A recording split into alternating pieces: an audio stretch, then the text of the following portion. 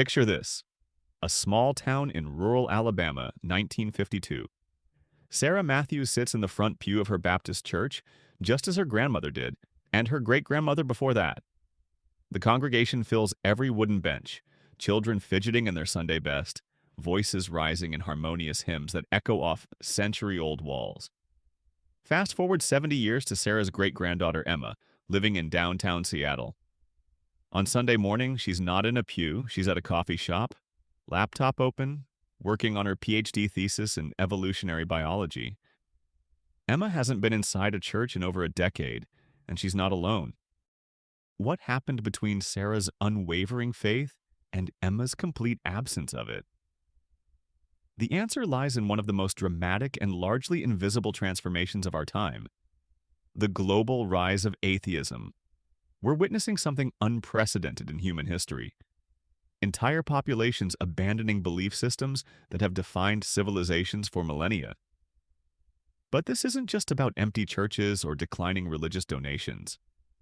This is about a fundamental shift in how humans understand their place in the universe. The numbers are staggering, and they're accelerating faster than anyone predicted. In 1970, less than 1% of Americans identified as having no religious affiliation. By 2020, that number had skyrocketed to nearly 30%. In the United Kingdom, the transformation has been even more dramatic. From a nation where 90% identified as Christian in 1950 to one where more than half now claim no religion at all. But perhaps most shocking is what's happening in traditionally devout Catholic strongholds like Ireland and Spain, where church attendance has collapsed by over 70% in just 2 generations. Yet here's where the story becomes truly fascinating. This isn't simply a Western phenomenon. In communist China, where the government has historically suppressed religion, surveys now reveal that the fastest-growing worldview isn't Buddhism or Christianity making a comeback, but rather scientific materialism and philosophical atheism. Even in the deeply religious Middle East, underground networks of young atheists are growing, communicating through encrypted apps and forming secret communities that would have been unimaginable just 20 years ago. The rise of atheism represents perhaps the most significant ideological shift since the Protestant Reformation. Yet unlike religious movements of the past, this one has no churches, no central organization, no prophets or holy books. It spreads through universities, social media, scientific discoveries, and most intriguingly, through the quiet personal revelations of individuals who simply stop believing. But what triggers these moments of doubt? What transforms a believer into a skeptic? And why is it happening to millions of people simultaneously across completely different cultures? Before we dive deeper into this mystery, I'm Professor Archive, and I spend my time investigating the hidden patterns that shape our world. Quick question for you. Where are you watching this from, and what time is it there? Drop a comment and let me know.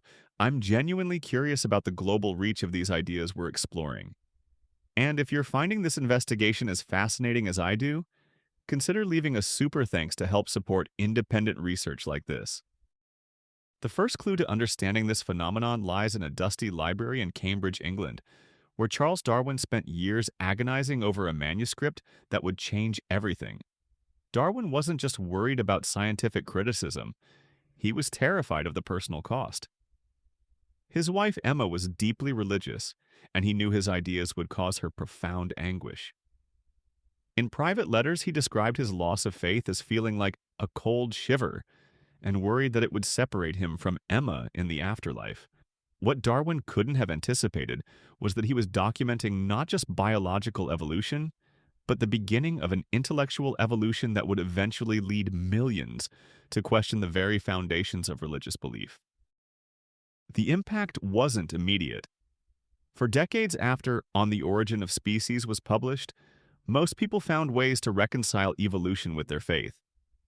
But something subtle was changing in the background. For the first time in human history, there was a scientifically rigorous explanation for the complexity of life that didn't require divine intervention. The seeds of doubt had been planted, but they would take over a century to fully germinate. The second major catalyst came from an unexpected source: 2 world wars that devastated the supposedly civilized Christian nations of Europe. In the trenches of World War I, young men who had grown up singing hymns about God's love found themselves surrounded by unprecedented carnage. Private Harold Chapin wrote to his wife, "How can I pray to a God who allows this hell on earth?" Many never found a satisfactory answer. The Holocaust amplified these questions to an unbearable degree. How could an all-powerful, all-loving God permit such systematic evil? Some survivors emerged with their faith strengthened by having endured the unthinkable, but many others, both survivors and witnesses, found their belief in divine justice permanently shattered. But perhaps the most powerful driver of atheism's rise has been something far more mundane than scientific revolution or historical trauma: prosperity. This is where the story takes an unexpected turn. Countries that provide strong social safety nets, high levels of education, and economic security consistently show the highest rates of religious decline. Denmark, Sweden, Norway, nations with some of the highest living standards on earth, also happen to be among the most atheistic societies in human history. The correlation is so strong it's almost mechanical. As societies become more secure, belief in God declines. On the surface, this seems counterintuitive. Shouldn't prosperity make people grateful and therefore more religious? But psychological research reveals something profound about human nature. When people don't have to worry about where their next meal is coming from, whether they'll survive illness, or if their children will have opportunities, the psychological need for divine protection diminishes. Religion has always served, among other things, as a coping mechanism for uncertainty and suffering. Remove the uncertainty, and the coping mechanism becomes less necessary. This explains why atheism remains relatively rare in the developing world, even as it surges in wealthy nations. In countries where daily survival is uncertain, where governments can't guarantee basic services, where natural disasters or political chaos can destroy lives overnight, religion continues to provide irreplaceable psychological comfort and community support. The rise of atheism, it turns out, is partly a luxury of the secure. Yet prosperity alone can't explain what's happening.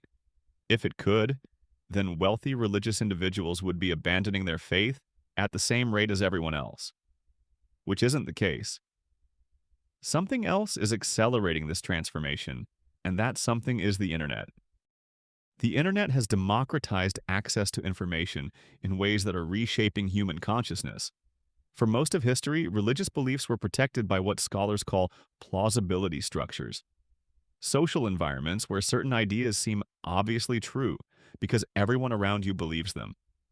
If you grew up in a small Christian town, Christianity seemed not just true but inevitable. Everyone you respected believed it, all the books in your library assumed it, and questioning it meant social isolation. The internet demolished those protective barriers overnight. Suddenly, a teenager in rural Texas could discover that billions of people in Asia had completely different religious beliefs that seemed just as sincere and convincing to their adherents. More importantly, they could access sophisticated philosophical and scientific arguments against religion that previous generations never encountered. The internet didn't create atheism, but it broke religion's monopoly on information. Consider the story of Teresa McBain, a Methodist minister who began questioning her faith after accidentally encountering atheist arguments online. For years, she had struggled with private doubts but had no framework for understanding them. The internet provided not just alternative ideas, but entire communities of people who had wrestled with the same questions. Within 2 years, she had left the ministry entirely and become an atheist activist. Her experience has been replicated thousands of times by other former believers who discovered they weren't alone in their doubts. But the internet's impact goes beyond simple information sharing. It's changing how young people think about truth itself. Pre-internet generations often accepted religious authority based on tradition and community trust. Digital natives, however, are accustomed to fact-checking everything, comparing multiple sources, and demanding evidence for claims. They've grown up in an environment where information is abundant, competing ideas are easily accessible, and authority must be earned rather than inherited. This generational shift is creating what researchers call the Great Sorting. Young people aren't just becoming more secular, They're becoming more polarized. Those who remain religious are often becoming more devout and orthodox, while those who drift away from faith are moving further toward explicit atheism rather than stopping at generic spirituality. The middle ground, the casual cultural religiosity that characterized previous generations, is disappearing. Yet, perhaps the most overlooked factor in atheism's rise is the simple fact that it's become socially acceptable and, in many circles, intellectually prestigious. 50 years ago, admitting to atheism could cost someone their job, their friends, and their family relationships. Today, in many urban and educated communities, religious belief is seen as quaint at best and potentially dangerous at worst. The social pressure has reversed. This reversal has created what psychologists call a preference cascade, a situation where people who privately held minority views suddenly realize they're not alone and become willing to express those views publicly. The result is an avalanche effect where apparent consensus can collapse remarkably quickly. Similar dynamics have toppled political regimes, transformed cultural norms around marriage and sexuality, and now, it seems, are undermining religious authority in much of the developed world. But this raises a troubling question that many atheism researchers prefer to avoid. What are the long-term consequences of this massive shift? Throughout history, religion has provided not just explanations for natural phenomena, but frameworks for meaning, morality, and social cohesion. If those frameworks are disappearing, what's replacing them? The early evidence is mixed and frankly concerning.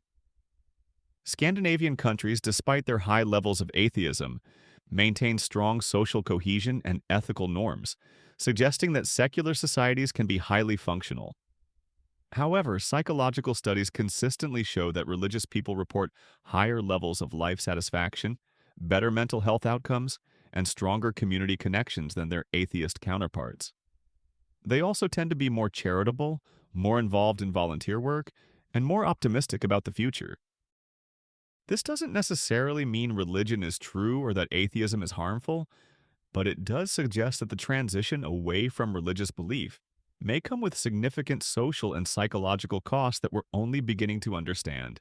Some atheist philosophers have recognized this challenge and are actively working to develop secular alternatives to religious community and meaning-making. But it's unclear whether these efforts can scale to replace what religion has traditionally provided.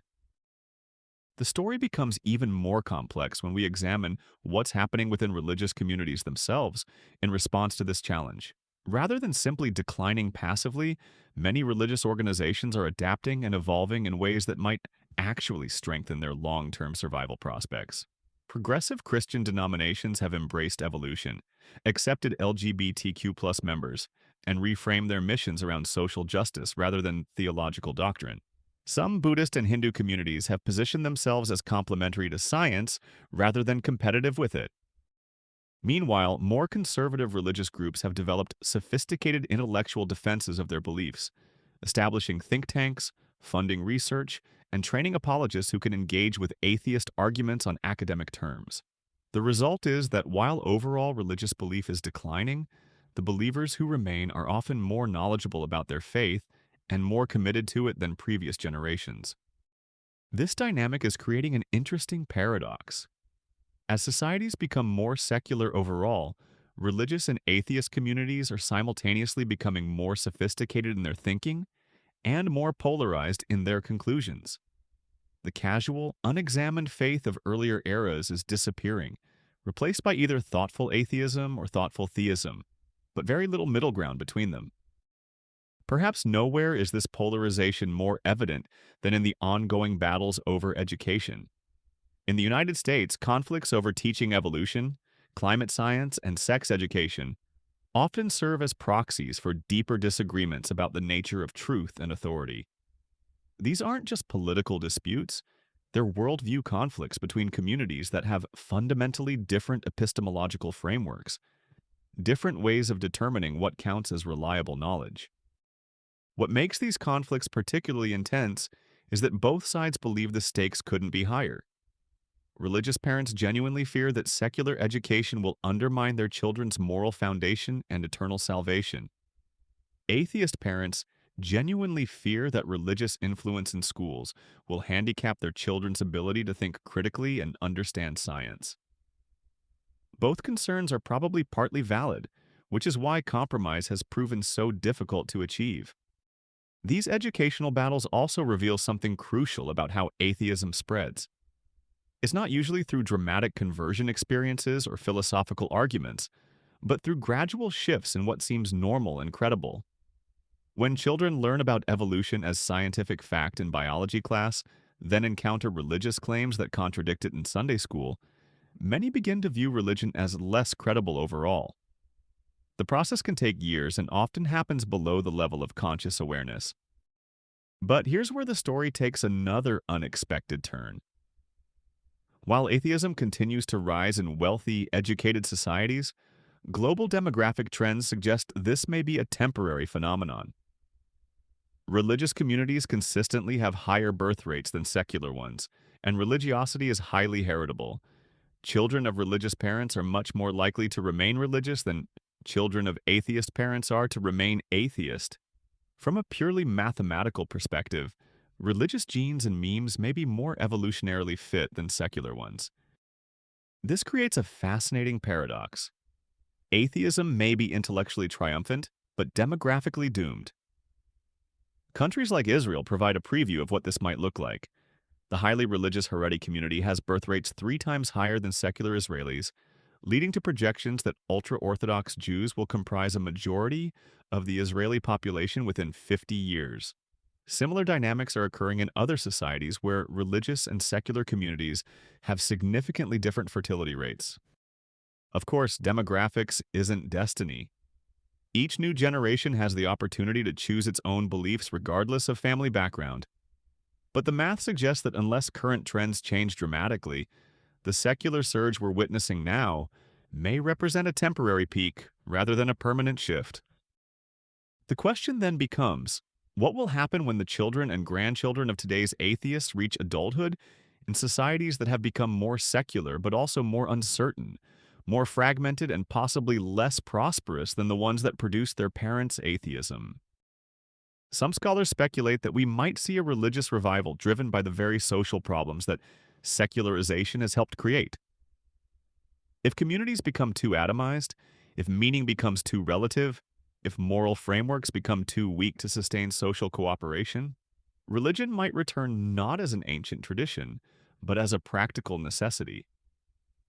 History provides precedents. The Roman Empire experienced waves of both religious innovation and secular philosophy before ultimately embracing Christianity, partly because it provided social cohesion that purely secular institutions couldn't match.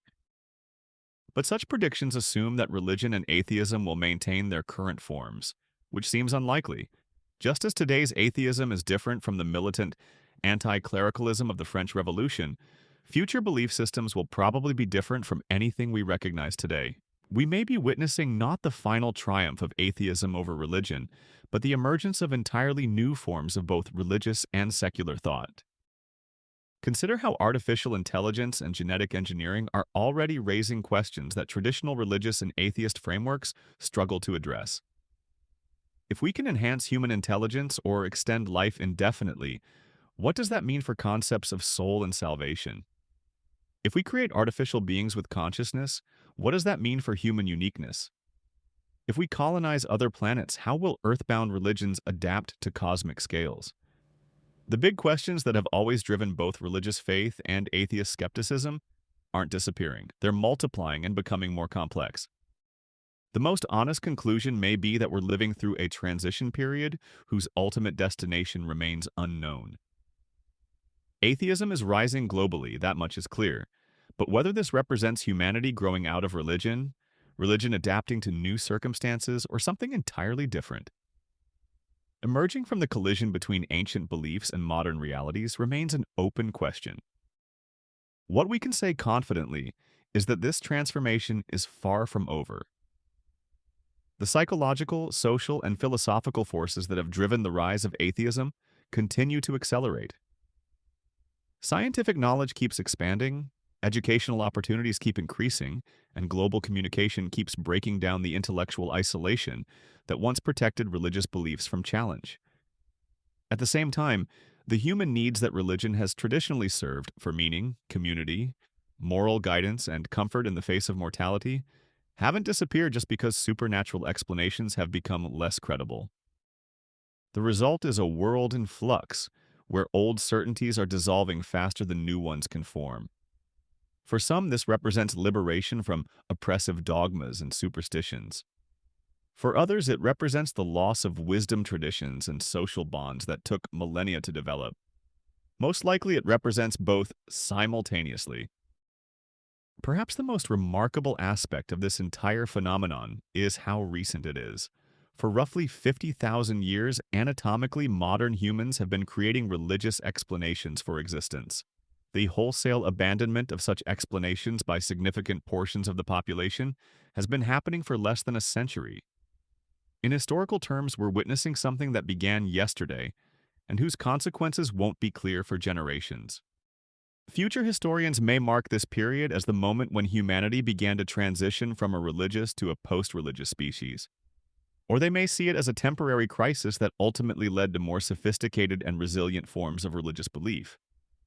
Or they may identify it as the beginning of something entirely different, new forms of meaning-making that transcend the ancient categories of theism and atheism altogether. The only prediction we can make with confidence is that the young people growing up today will inhabit a world where the relationship between faith and reason, science and spirituality, individual belief and social belonging will be fundamentally different from anything previous generations have experienced. The rise of atheism isn't just changing what people believe, it's changing how they believe, why they believe, and what believing itself means in an age of unlimited information and global connectivity. We're all witnesses to one of the most profound intellectual shifts in human history. Whether that's cause for celebration, concern, or simply fascination, probably depends on where you stand. But there's no question that understanding this transformation is essential for anyone who wants to comprehend the world we're creating for future generations. The conversation about atheism's rise ultimately isn't just about religion or its absence. It's about how human beings find meaning, build communities, and navigate the fundamental questions of existence in a universe that science reveals to be far stranger and more wonderful than our ancestors ever imagined. How we answer those questions may determine not just what we believe, but who we become as a species. That's Professor Archive, diving deep into the currents that shape our world. If this exploration sparked your curiosity, hit subscribe for more investigations into the hidden patterns of history and human nature. And remember, support independent research with a super thanks if you found value here. Until next time, keep questioning, keep learning, and keep wondering about the extraordinary story of human consciousness itself.